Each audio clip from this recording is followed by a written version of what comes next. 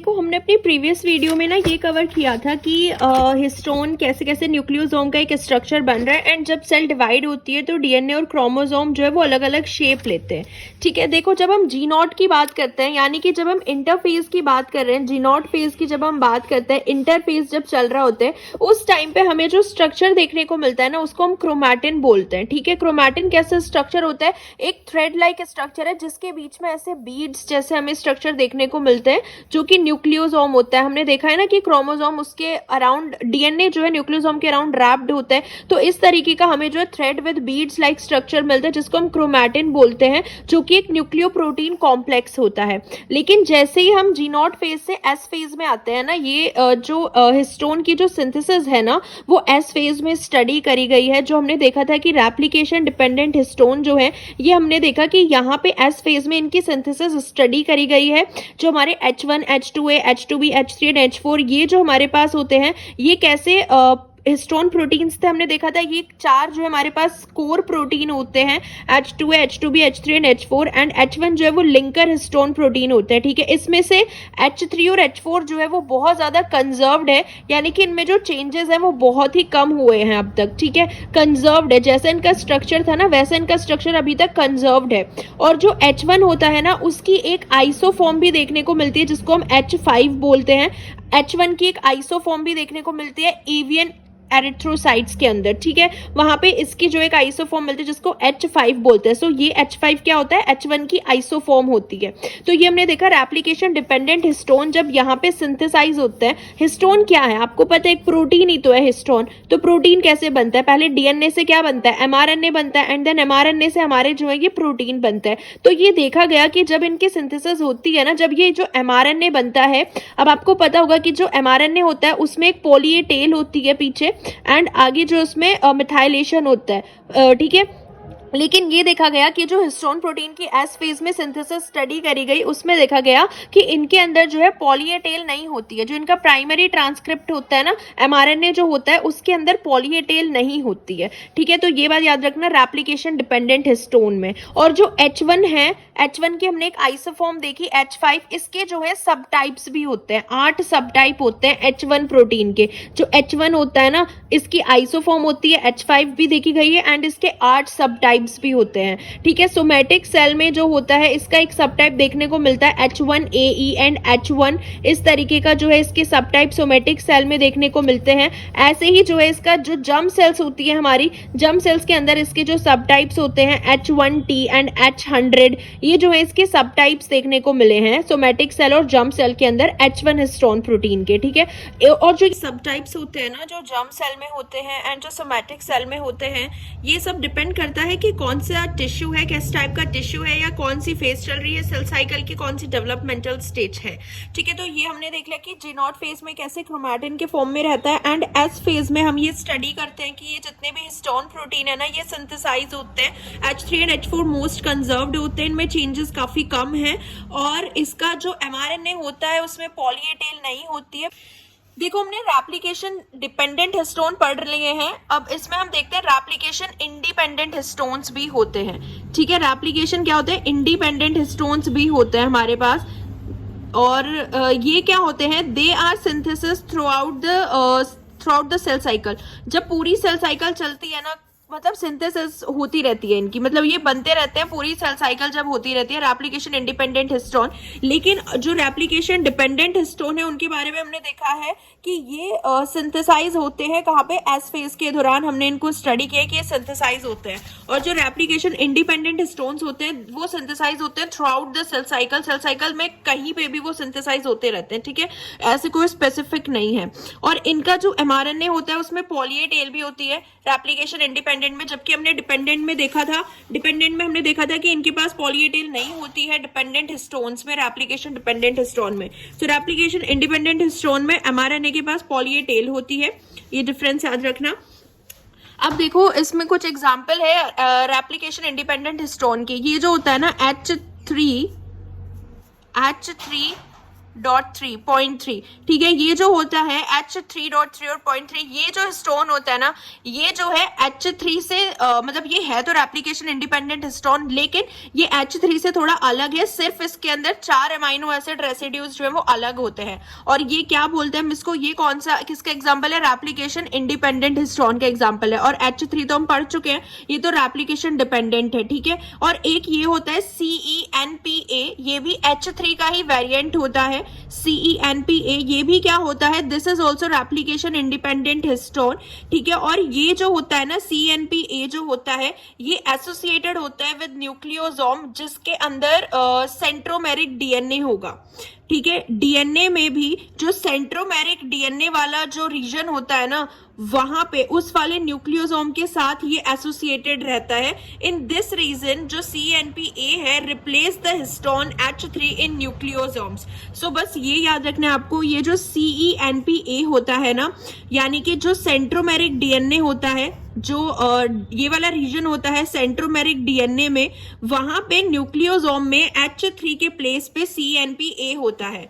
उस वाले न्यूक्लियोसोम में जिसमें हमारा सेंट्रोमेरिक डीएनए आ रहा है, उसमें हमारा H3 की जगह क्या होता है, CENPA होता है, जो कि रेप्लिकेशन इंडिपेंडेंट हिस्टोन का एग्जाम्पल है। और ये भी H3 का ही वेरिएंट है। तो H3 को रिप्लेस कर लेता है ये उस वाले न्यूक्लियोसोम पे जहां पे हमारा सेंट्रोमेरिक डीएनए आ रहा है, ठीक है। सेंट्रोमेरिक डीएनए अगर होगा न्यूक्लियोसोम में तो CNPA रिप्लेस कर लेगा H3 को। सो ये चीज याद रखनी है। रेप्लिकेशन इंडिपेंडेंट हिस्टोन हमने दो पढ़े, H3.3 एंड CENPA पढ़ा है, ठीक है। कौन प्रोटीन है जो हमने पढ़े हुए हैं, ठीक है। सारे रेप्लिकेशन डिपेंडेंट हिस्टोन है, H1, H2, H2B, H3 and H4। ये इनके मॉलिक्यूलर मास गिवन है डेल्टन में, ठीक है। तो ये आप देख लो। उसके बाद देखो जो लाइजिन और आर्जिनिन रिच होते हैं, ये बताया था कि ये जितने भी हिस्टोन्स होते हैं ये क्या होते हैं, पॉजिटिवली चार्ज होते हैं। तो इनके अंदर जो है एक तो लाइजिन अमाइनो एसिड K से डिनोट करते हैं, आर्जिनिन अमाइनो एसिड जिसको हम R से डिनोट करते हैं, इनका जो कंटेंट होता है वो ज्यादा होता है, इसलिए पॉजिटिवली चार्ज होते हैं। और इसमें देखो जो H1 होता है वो K रिच होता है, H2A एंड H2B भी क्या होता है, ये भी लाइजिन रिच होता है स्लाइटली, ये भी स्लाइटली लाइजिन रिच होता है। लेकिन H3 एंड H4 क्या होते हैं, आर्जिनिन रिच होते हैं, ठीक है। तो ये हमने ओवरऑल हिस्टोन्स के बारे में देख रहे हैं, कुछ रेप्लिकेशन इंडिपेंडेंट हिस्टोन्स भी देख लिए हैं एंड रेप्लिकेशन डिपेंडेंट हिस्टोन्स तो हमने पढ़ ही लिए हैं, ठीक है। और ये अलग अलग फेजेस में देख लिया है कि हाँ एस फेज के दौरान हम पढ़ते हैं ये जो रेप्लिकेशन डिपेंडेंट हिस्टोन है सिंथेसाइज होते हैं, इनके अंदर पॉली ए टेल नहीं होती। H1 के 8 सब टाइप होते हैं, सोमैटिक सेल में ये होते हैं, जर्म सेल्स में ये होते हैं, डिपेंड करता है वो इसके ऊपर, है ना। और H5 जो होता है H1 का आइसोफॉर्म ही होता है, ये एवियन के एरिथ्रोसाइट्स में मिलता है। तो ये सब हमने अभी कवर कर लिया है। देखो इस लेक्चर में हमने देखा था कि ये क्रोमैटिन होता है, ठीक है। क्रोमैटिन के पास ये बीड्स प्रेजेंट होती है जो न्यूक्लियोसोम होती है। तो हमने क्या किया कि जो ये मतलब ये जो यहाँ पे बहुत सारे न्यूक्लियोसोम है लिंकर डीएनए से जुड़े हुए होते हैं और इनके अराउंड भी क्या होता है, डीएनए रैप्ड होता है, ठीक है। जब हमने इसको ट्रीट किया एमएनएज से, एमएनएज क्या होता है, ये एक माइक्रोकोकल न्यूक्लियस है, एंडोन्यूक्लियस, ये इस लिंकर डीएनए को कट कर देता है। यहाँ पे इन लिंकर डीएनए को क्या कर देगा, कट कर देगा। तो एमएनएज ने क्या किया, जब लिंकर डीएनए को कट किया तो ये जो हमारा न्यूक्लियोसोम आया इस तरीके से, हम यहाँ पे इसको थोड़ा जूम करके शो कर रहे हैं एक न्यूक्लियोसोम को, तो ये इस तरीके का एक सिंगल न्यूक्लियोसोम आया, मोनो न्यूक्लियोसोम, जिसमें जो डीएनए होता है वो कितना होता है, 200 बेस पेयर डीएनए के अंदर प्रेजेंट होता है मोनो न्यूक्लियोसोम में। जो अभी हमने लिंकर डीएनए को कट करके जो हमारा मोनो न्यूक्लियोसोम आया है ना, उसमें 200 बेस पेयर का डीएनए है। लेकिन हम इसको फर्दर ट्रिम करते हैं एमएनए से ही, फर्दर जो इसके डीएनए होते हैं उसको, डीएनए जो होता है इसका फर्दर उसको हम और ज्यादा ट्रिम कर देते हैं। ट्रिम करने के बाद हमारे पास बचता है 165 बेस पेयर, ठीक है। तो ये हमारे पास बचता है 165 बेस पेयर। उसके बाद क्या करते हैं, ये जो डीएनए बचता है ना 165 बेस पेयर का डीएनए होता है फर्दर ट्रिम करने के बाद। फिर हम क्या करते हैं, उसके बाद हम फर्दर देखते हैं कि जो सिर्फ कोर पार्टिकल पे जो डीएनए प्रेजेंट है, सिर्फ और सिर्फ जो कोर पार्टिकल होते हैं ना, ये जो हमारे 8 हिस्टोन्स होते हैं इनको हम बोलते हैं कोर पार्टिकल। इसके अराउंड जो डीएनए होता है वो होता है 147 बेस पेयर का कोर पार्टिकल के अराउंड, ठीक है। सो कोर पार्टिकल के अराउंड कितना होता है, 147 बेस पेयर का डीएनए हमें देखने को मिला। लेकिन जब हमने मोनो न्यूक्लियोसोम देखा था उसके अराउंड 200 बेस पेयर था, फर्दर ट्रिम किया तो 165 आया। उसके बाद सिर्फ जो कोर पार्टिकल पे डीएनए रह गया उसको, वो कितने बेस पेयर का रह गया, 147 बेस पेयर का। यानी कि ये जो हमारा हिस्टोन का ऑक्टामर है इसके अराउंड ये जो डीएनए प्रेजेंट है, सिर्फ यही वाला डीएनए, ये कितने का होता है, 147 बेस पेयर का होता है कोर पार्टिकल के अराउंड जो डीएनए होता है। एंड ये टर्न्स कितनी होती है, लेफ्ट हैंडेड कॉइल स्ट्रक्चर होता है इसका, लेफ्ट हैंडेड कॉइल्ड स्ट्रक्चर होता है एंड 1.7 टर्न्स इसकी होती है अराउंड दिस हिस्टोन ऑक्टामर। इस डीएनए की कितने टर्न्स होती है? 1.7 टर्न होती है and in a left handed coil, ठीक है। और ये जितने भी हमारे कोर हिस्टोन्स होते हैं ना, हर एक कोर हिस्टोन के पास ना दो, एक तो होता है हिस्टोन फोल्ड डोमेन होता है इनके पास, जिसको हम बोलते हैं ग्लोबुलर कोर, एंड हर एक हिस्टोन के पास अपनी ये एक एंड टर्मिनल टेल होती है, फ्लैक्सिबल एंड टर्मिनल टेल होती है, जिसके ऊपर मॉडिफिकेशन होता है, ठीक है। तो ये याद रखना कि हर एक कोर हिस्टोन के पास जो है एक तो हिस्टोन फोल्ड डोमेन होता है जिसको हम ग्लोबुलर कोर बोलते हैं, एंड एक एंड टर्मिनल टेल वाला रीजन होता है। एंड टर्मिनल टेल हर एक हिस्टोन के पास होती है, कोर हिस्टोन के पास, जिसमें फ्लैक्सिबल मॉडिफिकेशन हम देखेंगे अभी कि इनके अंदर ऊपर मिथाइलेशन, एसिटाइलेशन, ये सारी चीजें होती हैं। ये जो टेल निकली हुई है ना, इसको हम बोलते हैं एंड टर्मिनल टेल, जो जिसके ऊपर फ्लैक्सिबल मॉडिफिकेशन होते हैं, ठीक है। तो ये हमने बेस पेयर्स देख लिए हैं एंड हिस्टोन ऑक्टामर के बारे में देख लिया कि हर एक हिस्टोन ऑक्टामर के अंदर हर एक हिस्टोन के पास अपनी एंड टर्मिनल टेल होती है एंड एक इनका डोमेन होता है जो कैसा होता है? ग्लोबुलर कोर होता है। हर एक हिस्टोन का अपने पास जो है हिस्टोन फोल्ड डोमेन होगा एंड एक एंड टर्मिनल टेल होती है, ठीक है। ये आ गया पूरा समझ में, ठीक है। तो ये हमने बेस पेयर्स देख लिए हैं एंड हिस्टोन ऑक्टामर के बारे में देख लिया कि हर एक हिस्टोन ऑक्टामर के अंदर हर एक हिस्टोन के पास अपनी एंड टर्मिनल टेल होती है एंड एक इनका डोमेन होता है जो कैसा होता है? ग्लोबुलर कोर होता है। हर एक हिस्टोन का अपने पास जो है हिस्टोन फोल्ड डोमेन होगा एंड एक एंड टर्मिनल टेल होती है, ठीक है। ये आ गया पूरा समझ में। हमारा लिंकर डीएनए होता है वो कितना होता है? 50 to 70 बेस पेयर के अराउंड होता है लिंकर डीएनए, ठीक है। और जो हमारा कोर डीएनए था वो कितना था? कोर डीएनए जब हमने देखा था, कोर डीएनए 147 बेस पेयर था कोर डीएनए।